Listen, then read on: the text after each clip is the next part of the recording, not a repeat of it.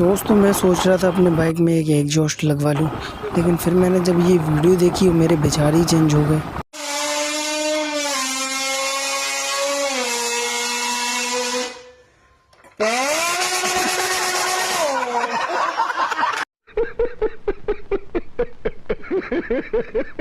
ना पुलिस वालों की दिक्कत, ना चालान की दिक्कत, भाई सब समाधान हो गया, सब समस्याओं का समाधान हो गया बिल्कुल।